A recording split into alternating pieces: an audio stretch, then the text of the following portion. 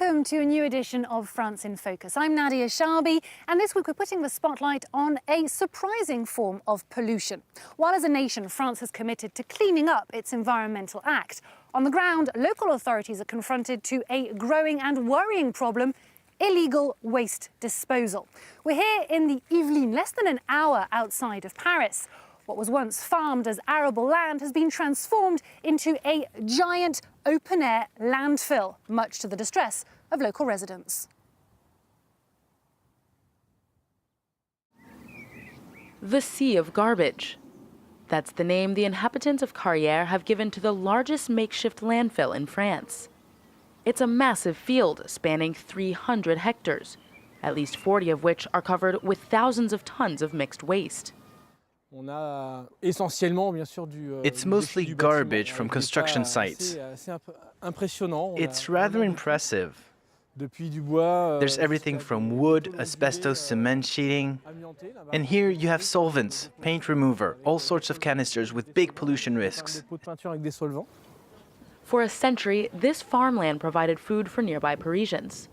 But eventually, the soil yielded less return. Wastewater from Paris was then used as a fertilizer. But the hasty solution came with harmful repercussions. The water was filled with heavy metals that polluted the soil. And in response, a governmental decree in 2000 banned all farming here. Then, the field's abandonment gradually led to illegal dumping, and public officials did nothing to stop it. Today, the mayor has returned with 2 MPs. They've been commissioned by the Environment Ministry to write a report on illegal dumping. They are joined by a group of local residents. De durcir, alors il va y avoir la période sanction, on va donner plus de pouvoir aux maires. Je suis en colère, c'est pas après les citoyens qui jettent et tout. Non, moi je suis en colère. Je suis en colère contre les élus qui ne font pas leur boulot. Il y a 7000 tonnes, on va pas le faire comme ça. Je sais. D'accord, ok. Donc s'il vous plaît, ne dites pas qu'on fait rien, on va le faire. Mais écoutez-nous.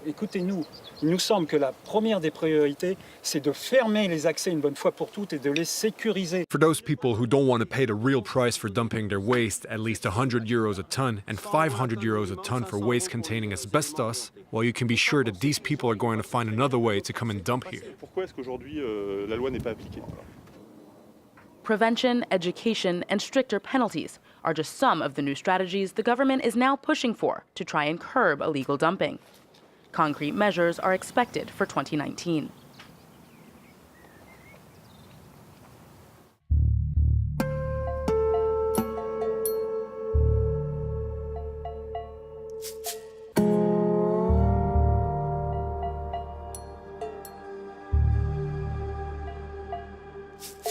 Well, for more on this, we're joined by the mayor of Laigneville in the northern region of Oise, Christophe Dietrich. Hello. Hello. Now, this type of eyesore is nothing new for you. Tell us about your experience of illegal dumping. Donc effectivement, c'est malheureusement pas si rare. So it's actually not that rare, unfortunately. When I was elected in Laigneville, we were dealing with 4 or 5 depots of waste per week. So we systematically looked into who was responsible and lodged a complaint with the courts. No further action was taken over any of these complaints. The reason given last time was that there was no longer any violation. So at this point, we had to find concrete answers to the demands of the residents, and furthermore, react to the total lack of concern on the part of the government and the justice system. This is how we put the return to sender system into action. We identify who's responsible, we collect the waste, and we leave it right on their doorstep. On ramasse les déchets et on les lui ramène directement devant sa porte. And how hard is it to determine who's to blame here, for instance?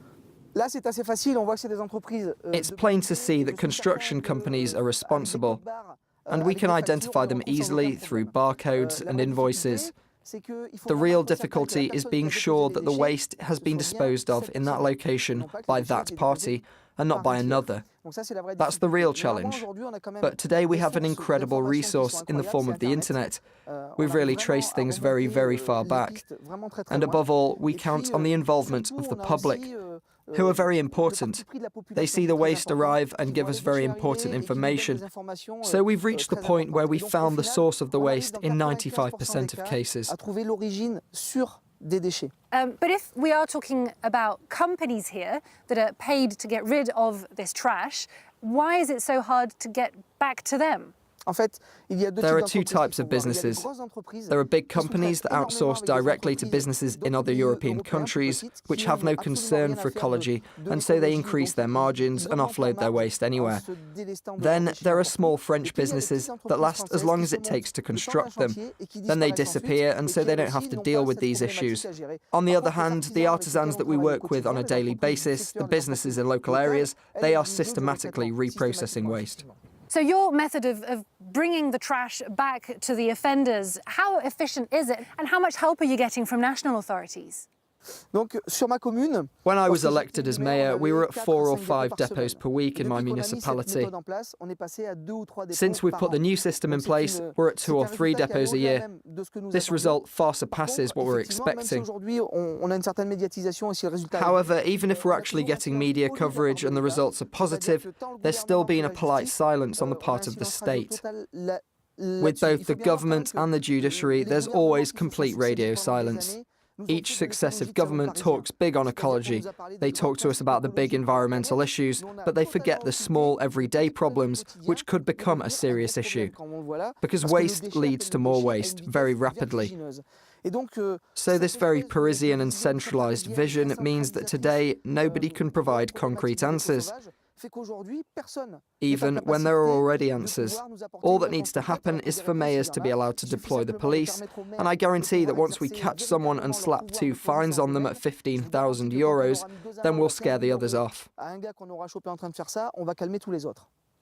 As you said yourself, France says it's at the forefront of climate issues. There was the Paris Climate Agreement, for instance. Do you feel that there's a shift in people's attitudes? While we've been filming this interview, we've seen trucks go by with trash and leave empty again. Are people's awareness on climate issues changing at all? I would say that in my community there's been a radical change.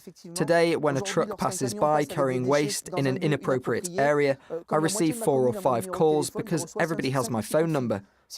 So much so that last year, in July, before people could dispose of their waste, there were already 4 or 5 people waiting.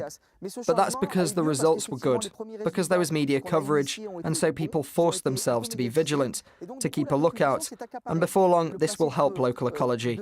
Yet, I think this happens mainly on a local level, because on a global level, responsibility is being diluted, even though locally it is improving. On la renforce. Christophe Dietrich, thank you very much. Merci.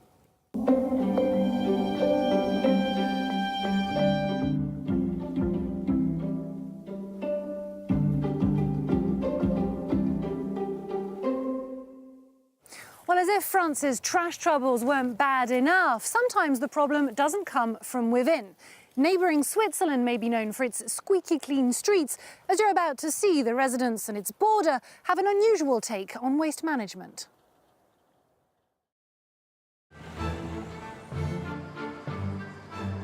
A new activity has emerged along the border between France and Switzerland. Getting rid of rubbish in an unauthorised place, a growing phenomenon like in this border town in France, where the bins are filling up with Swiss waste. One day we went through the rubbish here and found some Swiss mail. There's no need for them to dump their stuff here, especially because it costs us money. If France is becoming Switzerland's rubbish dump, it's because of a new rubbish collection system that the Swiss are gradually putting in place. In Porrentruy, they've had a bin-back tax since 2011. Collectors only pick up those with the right logo. Why aren't you taking that one? Because it doesn't say it's been taxed, unlike this one here. These are the official rubbish bags sold through the local council, and they are 10 times more expensive than the ones you can find in France. This is an official bag. The price includes the cost for collection, transportation, disposal. The bag might be more expensive, but it means we don't need to raise taxes elsewhere to finance the system. An expensive system at €2 for a 35-litre bag. This resident will have to take her rubbish back home. Why didn't you use an official bag? Because my tax bag isn't full yet. Is it too expensive? Perhaps. Yes, that as well. The hefty price tag keeps customs officials on their toes. French customs, anything to declare? Always on the lookout for fly tippers. You said you had nothing to declare, but your trunk is full of trash. You have to be honest. By goods, I thought you meant alcohol or food. This driver has been caught out. She pays a €150 fine for her 3 bags. I just forgot that I still had my rubbish in the boot. In 2017, officials in this region counted 10 tons of unauthorized waste, and the trend is growing. To catch those who made it through customs, this local council has set up a 24-hour CCTV camera to watch over their bins. We see the first person arrive with a huge bag. He's carrying it with both hands. A second person opens the container, and there you go. The footage will then be sent to the Swiss authorities, as the French don't have the rights to stop their rubbish-dumping neighbours. Well, this is where we're leaving this edition. Stay tuned to France 24.